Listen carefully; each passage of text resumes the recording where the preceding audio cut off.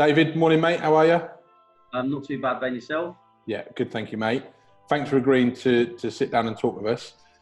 For those of our audience that are in the Northamptonshire area, you might recognise this familiar face for his time at Preston and Diamonds. And for those of you that are in the Milton Keynes or Bedfordshire area, you may well recognise him from his time at Luton Town. And that is, of course, the wizard from Wellingborough, David Bell. David, before we're going to get our football fix, and we're going to ask you to give us your isolation squad based on the players that you played with. But before we do, just tell everybody what you're up to now, because you retired 3 years ago. Yes, I'm now a health and safety manager for a construction company called Simm. So we're an M&E firm. We've got 3 business units, one in Liverpool, one in Warrington, and one in London, which is the business unit that I work out of. And how have you found the transition from going from professional sport into the world of work? To be honest, initially, for the first probably 6 months post-retirement, it was really difficult because football's all I've ever known. Left school at 16 with no qualifications, came out of professional football at 30, again with no qualifications, didn't do anything along the way, along the journey, if you like. So I've got no other work experience other than football. So, you know, sort of having a wife and 4 kids at 30 years old with no qualifications and no other work experience, I sort of mulled around for 6 months, just sort of doing a bit of this and a bit of that, and not really doing a great deal of anything, to be honest with you. And then, if I'm honest, I got my opportunity where I am now by chance, really. I met a friend of mine in a pub just for a pint, and he was in there with a few of his work colleagues, and lo and behold, the guy that I was sat next to in the pub it turned out to be the UK director for the company I now work for, and we were chatting for maybe an hour or so, and chatting a little bit about me and my past and what I was now doing, and we laughed about it at the time. The guy that I'm making reference to is a guy called John Lenny. And John said to me on that day, he said, it sounds like you need a little bit of an arm around you and a bit of a direction in the second chapter of your life. And we laughed about it, and I said, yeah, you could say that. And to sort of cut a long story short, John put me in touch with the health and safety director of Simm, who the following week I went and sort of had a bit of a face-to-face interview type, if you like. And sort of within the hour of meeting Anthony Amelia, Simm offered me a role, and since then they've supported me with my education in terms of my qualifications. I've now got structure, direction, support, and if I'm going to be completely honest, if that opportunity didn't come along when it did, in the mindset and the situation I found myself in at that time, I honestly don't know where I'd be and what I'd be doing now. So I owe a lot to Simm, to be honest with you. And just talk us through the qualifications, because in 3 years, you've or over the last 3 years that you've been with them, you've achieved quite a lot in terms of professional standards and qualifications. Just tell us what you've done. Yeah, so my initial first qualification in health and safety was my NEBOSH General Certificate, which I passed. Then I moved on to my NEBOSH Construction Certificate, which obviously I got through that as well. And then I went on to do my NEBOSH Diploma, and obviously I've completed that. So qualification-wise, like I say, Simm have given me full support and allowed me the time that I needed to spend studying, etc. I've now also done a mental health first aider course, which is something that I'm quite passionate about, Ben, really. And you know, a lot of people's videos and a lot of people that are talking about coronavirus at the moment, and rightly so. But I sort of don't really want to go down that route. But just for a bit of perspective, you know, I don't know what the death toll is within the coronavirus at the moment in the UK, but you know, when you look at the bigger picture, if you like, in terms of mental health and the amount of deaths and suicide rate, certainly within construction, and I think between men under the age of 45, it's one of the biggest killers. I believe with what's going on with self-isolation and everything else, you know, will that be worse when we come out of this? I imagine it will be. And that's something for me that I feel quite strongly about and needs more support. And to be honest with you, HE Simm have been excellent in terms of mental health and well-being for their employees and the support that they give them. Hence why we've got at least 2 mental health first aiders on every site that we're on. So they're pushing it. I believe there needs to be more to be done from the outside, if you like. And it's something that I feel, although we're going through a pandemic and this needs to be dealt with, and it is, to be honest with you, potentially the next pandemic could be mental health, domestic violence, I imagine, would probably increase because people are confined to their own 4 walls and haven't got the release of going to work, etc. So yeah, it's a mental health something that I'm yeah, well, we both share that, and I know you've supported our initiative for the Wellingborough Cares campaign, which hopefully has raised the profile of mental health in and around Wellingborough, which is obviously our hometown. And it's okay to not be okay, and it doesn't matter if you're a professional footballer, a doctor, a dentist, working recruitment, print, packaging. It doesn't matter who you are. It is okay to not be okay, and there are support sites and support organisations out there to get you through it. So that's good stuff. Now, I want to move on to give our audience their football fix. 20 years ago, you made your debut for Russian and Diamonds. I've obviously, because of our friendship, have followed your career, or I'm not going to say all over the country, but I've watched a few away games, including you at Goodison and obviously at Anfield. And it's only until I looked through the teams that you played for, sorry, not the teams, but the players that you played with at your club, and I thought, actually, do you know what? You played with some pretty special players. So I'm looking forward to who you're going to pick. So first and foremost, kick us off with the formation. What are you going to play and who's in goal? So my formation would be 4-3-3. Just because I prefer that to 4-4-2, to be honest with you. So formation 4-3-3. My goalkeeper would be Kieran Westwood, who I played with at Coventry City. He now applies his trade with Sheffield Wednesday, and he's a Republic of Ireland international as well. Very good goalie, great lad. So he'd be my goalkeeper. Okay. Right back? Right back, I would go for Cyrus Christie, someone that was sort of coming through the youth ranks when I was at Coventry, broke into the first team and just went from strength to strength. He moved on to Middlesbrough. He's at Fulham now. Yeah. Again, he's another Republic of Ireland international. So yeah, very, very, very good player and a very nice lad as well. Go on then, centre halves. Centre halves, I've gone for Scott Dan and Palace. Leon. Is he at Palace now? Yeah. Scott went from Coventry to Palace, and I'd go for Leon Barnett. With the other one, he was at Luton. We was at Luton together, and he moved from Luton to West Brom. And to be fair, he's had 3 promotions to the Premier League. One with West Brom, one with Cardiff, and one with Norwich. So he's had some right bonuses. He has to be fair. But yeah, Scott Dan, top player, moved from, like I say, Coventry to Crystal Palace, and everyone can see what a top player he is. So they're my 2 centre halves. Left back, it was a difficult one because for the more local audience, if you like, Paul Underwood is the obvious choice and one of the best players I ever played with, irrespective of position. But to be honest with you, just because what he's gone on to achieve in his career, I've just opted for Ryan Bertrand. Champions League winner, played for his country, currently applying his trade with Southampton. See, I forgot you played with him. Yeah, when I was at Norwich, he came on loan from Chelsea. And he was playing left back, and I was playing left midfield, and we built up quite a good partnership down that left-hand side, to be honest with you. But again, he's another great lad off the pitch as well. Good stuff. Right, middle 3 then in midfield. So middle 3 in midfield, I'm going for Lee Tomlin, who's someone that I played with at Rushden and Diamonds, and he's a close friend of mine off the pitch as well. We've remained friends for a long time.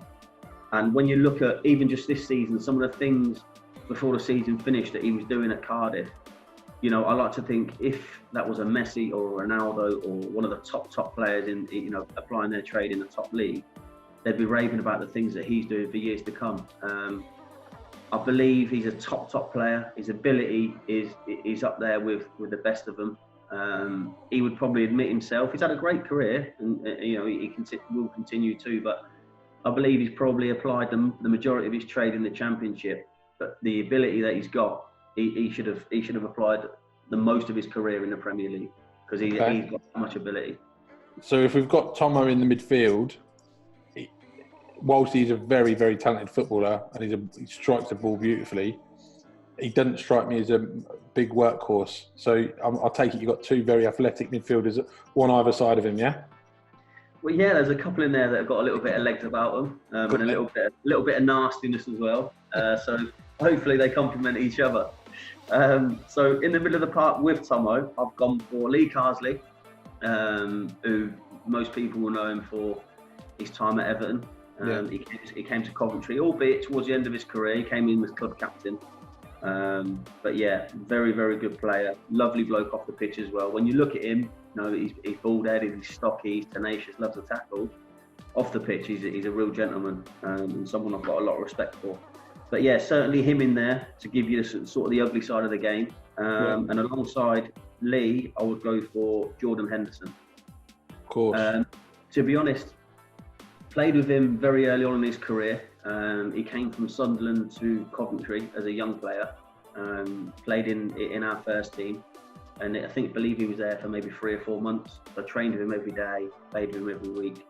And if I'm honest with you, could I envisage him going on to have the career that he's had and turn into the player that he's had? Probably not, if I'm being completely honest. But he's a perfect demonstration of somebody that's got ability, somebody that's got talent, but more importantly, the dedication to apply his craft in the right way. And it just shows you how far hard work can get you.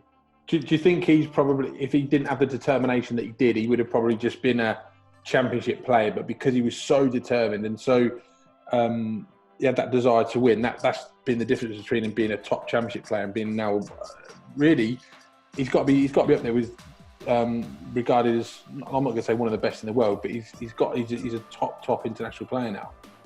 Yeah, I'd agree with that, Ben. And you've only got to look at, to show his mindset, you've got to look at very early on, I'd probably say the first year and a half, 18 months that he was at Liverpool. He had a real bad time. The fans were on his back, the Premier League were on his back, the media were on his back, as in, we spent all this money, he's this, that and the other. And to mentally come through that, and you fast forward maybe another 3 or 4 years, he's lifting a Champions League.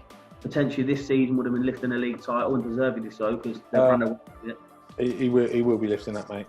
Yeah, well, that remains to be seen, but they certainly deserve it. Whether they get it or not, I don't know, but it's detrimental to his mindset and how mentally strong he is to come through what he did. So that's a pretty tidy 3, I've got to admit. You've got 2 very, very good midfielders there in their prime, and Tomo's creativity. Who's the front 3? So my front 3, I've gone for Jack Grealish, who is obviously at Aston Villa. I played with him very early on in his career. He came to Notts County on loan from Aston Villa as a young player. And you could see from the first training session, you thought, no one had heard of him then. You thought, who is this kid? He just glides past you effortlessly. What's he like as a person? Because he gets a bit of bad press, really, doesn't he? To be honest, he's a really nice lad. Really nice lad, down to earth. Not a big time Charlie. Came from a Premier League club, didn't have a chip on his shoulder. Worked hard as well. Worked hard. He's dedicated to his craft. Always put extra in after training. But yeah, he's gone on, and you think he's a different type. Ben, when he come in, like I say, after the first training session, you sort of took a step back as a senior player and thought, "Oh, he's going to be some player." He is. You just knew he had that natural gift. And he's gone on and dedicated himself now, and he's gone from strength to strength. Okay, so who's going to go alongside him? Alongside Jack, I'm going to go for Callum Wilson, who I played with at Coventry, who's obviously at Bournemouth and England international now. Again, he's suffered some real bad injuries. And when you talk about people's mindset to overcome that, before Callum was even heard of, at Coventry he suffered some bad injuries as a young player. And he overcome that. And not many people have noticed, when I was at Coventry, Callum was loaned out to Kettering Town in non-league. Really? He went to spend 8 weeks, I think 8 weeks in non-league at Kettering, playing on park pitches. He came back from that, started the next season with Coventry, broke into the first team, and the rest is history. And then obviously since he's gone to Bournemouth, he's had his 2 cruciate knee ligament injuries, which are big injuries. And for him to come back from both of those and still give out the performance levels he is in the Premier League week in, week out, and now for England, it shows you the mental strength and the mental toughness that he's got. But him again off the pitch. What a lovely lad, and I wish him all the success in the world because he deserves it. Good stuff. So that's a pretty. It's a Premier League strike force at the minute. Who's going to take the last position up top? The last position, I was torn between Billy Sharp and Andy Lowe. Played with them both at Rushden, but if I'm honest with you, a lot of people have obviously heard of Billy Sharp, and he scored a lot of goals. He's a terrific player. But I think just to complement the other two, I'm going to go with an Andy Lowe. He was a unit, weren't he? The local audience around Northampton, Milton Keynes, Luton, Bedford way, they would obviously heard of him. But anybody else probably wouldn't. He was 6'5". He was built like a tank.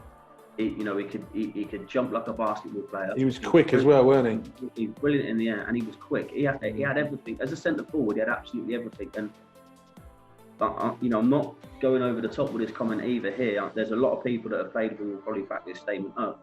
If he was around in today's market, he'd be worth 20 million quid, because that big man centre forward that can run is a dying breed. You don't get him very often, to be honest. And he was special. He could hit a ball as well, and he scored goals.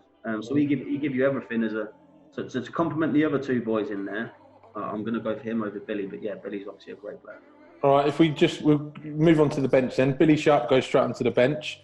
Have you got 2 or 3 other players there to put to go with Billy? Yeah, so my bench with Billy would be Paul Underwood. Yeah. Darren Curry. Yeah. Don Hutchinson. And Stuart Bray. There's a very experienced. When you think about your age, Don Hutchinson, for example, he in his prime, he was probably late 90s, wasn't he?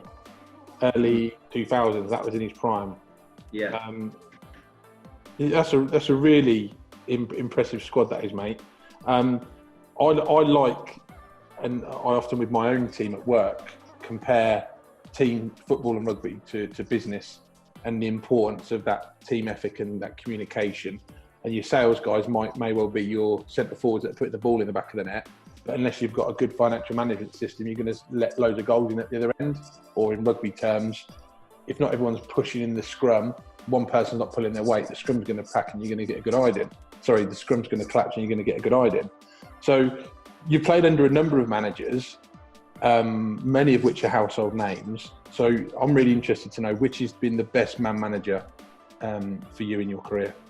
The best man manager I had, not coach, because he didn't really do a lot of coaching, if I'm honest, but purely man management, which I believe management's all about, because one management style doesn't fit all. Everybody's individual in their own right, and some need an arm around them, some need a reality check, and so on and so forth. But for me, the best man management would be that I had was Chris Coleman.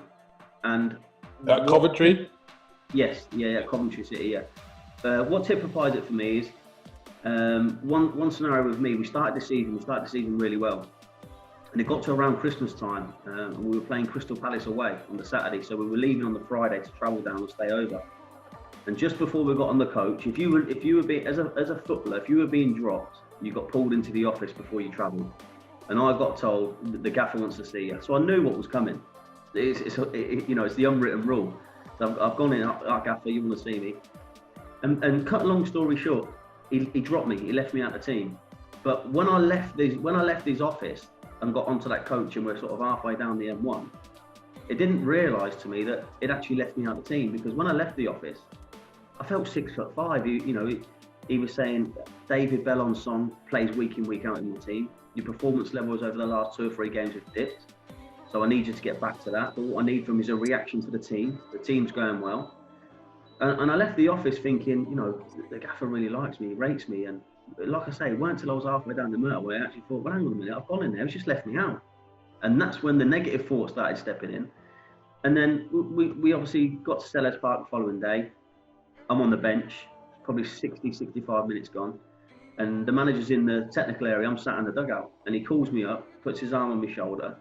And he said, Belly, this is a boring 0-0 game. He said, we need a little bit of magic to win this game. He said, go and get warm, you're coming on. So off I'll go down the sideline. 30 seconds worth of sprints, I come back, I'm ready. Got stripped. And within sort of 6 or 7 minutes of coming on, played a 1-2 with John Stead. He's played me in down the line. I can see Julian Speroni coming out, and I'm thinking, where are you going? and then I've dinked him. It's gone in off the post, and you know, we're all, you know, 20,000 people in Selhurst Park are silent, and we're all off celebrating, the bench jumping up and down. And to sort of cut a long story short, when I came off the pitch into the changing room, cheekily I said to the manager, was that little bit of quality you were looking for? we sort of laughed about it. But to typify it and summarise, he left me out on the Friday. He made me feel $1 million even leaving me out, knowing that when he did need me on the Saturday, he was going to get an impact in a positive way, as opposed to me sat on the bench being miserable and negative. And that's what sums it up for me in terms of man management, stuff like that. And I think you could definitely take that into the corporate world and in business, how you get the most out of individuals, because we're also a team. So it doesn't matter if you employ 10 people, 1,000 people, 100 people. You need everybody to perform as individuals, but then also collectively as a team, whether that be from department to department. So that's interesting. On that, has there been a manager, I'm not expecting you to name anybody specifically, but has there been a story of your career where the attitude or behaviour of a manager turned you off? Good question. Yeah, there will be. I was at Luton Town at the time. They'd just gone into administration. So we come back pre-season, and the chief executive called me in with the manager, Mick Harford at the time, and they said, "Look, we're in administration. The club needs to raise funds. You're an asset that we can sell, and you've got to go in this summer transfer window. You've got to go, Dave, for sustainability of the club." And I said, no problem. And there was 3 or 4 clubs that were in discussions with Luton about transfer fees, etc. And even though, you know, it happens, you get phone calls from a manager that want to sign you, and sometimes players go and meet managers. And on this particular time, I went and met a manager of a championship club, and we went out for a bit of lunch. And sort of social media and that wasn't what it is now. You know, you could get away with it, and you've seen going for a bit of lunch now with a championship manager. You saw it going to be all over social media within the hour. Completely different then. I sat down with him, and sort of his demeanour, as in the way he called the waiter over, the way he spoke to the waiter, and even when we left, everything that he said in between the start and the finish of that lunch, he sold the football club to me brilliantly. And it's a big football club, and the salary they were offering me was a good salary. And it turns out, I didn't know this, but in hindsight, it was a bigger salary than what I got. I actually went to Norwich in that summer window, and the salary I was being offered there was bigger than what I got at Norwich. But I made a conscious decision that I couldn't find myself playing for somebody like that. It just something as small as talking to a waiter like a bit of shit, and I thought, no, I can't see myself playing for you. And do you know what? I didn't sign for him. I went back to Luton, and 2 weeks later I went to Norwich. And purely based on that decision?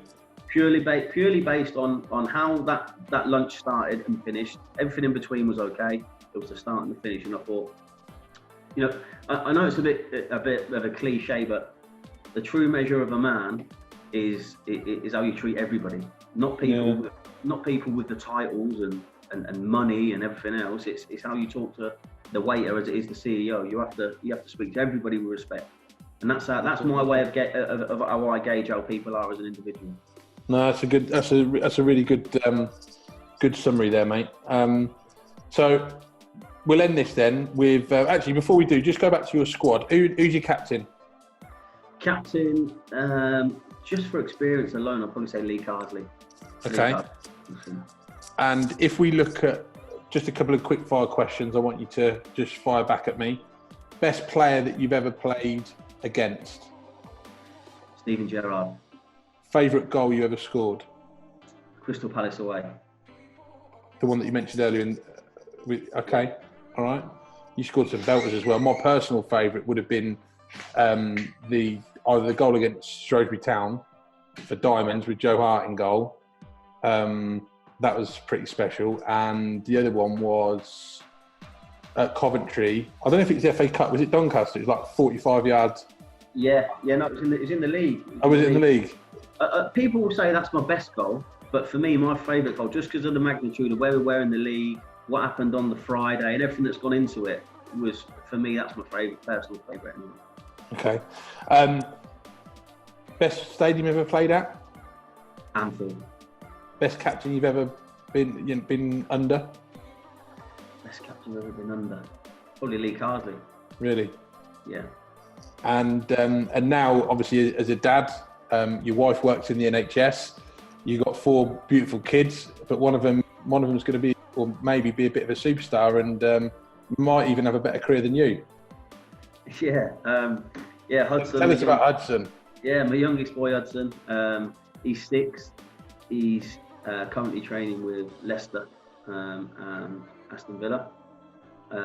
Funny enough, I got a phone call yesterday. He's now been asked to go back when football resumes to another Premier League club, which is really positive. But because he's so young, it's difficult to say no, because it's his opportunity. But at the same time, he's only 6. So the thing is, mate, he's football mad, and you have a lot. There's a lot now with computers and phones and iPads and everything else.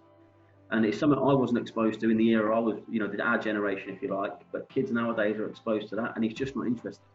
He's not interested at all. And just wants to play football. Even around the house, he's hitting vases, and he's just constantly like driving his mum mad. But yeah, he's football man. He loves it. He's good for his age, but far too young to tell if he's going to be any good when he gets older. Right. Well, he's got a dad to guide him down the right path. That's for sure. So, David, thanks ever so much for taking the time to do this. I hope you've enjoyed it as much as what I have, and I'm sure our audience are going to take some golden nuggets of information out of this. It's been a nightmare for me just to see how professional sport links with professional business. So, take care, keep safe, and I'll see you soon. Yeah, and you, mate. Cheers. Cheers, mate.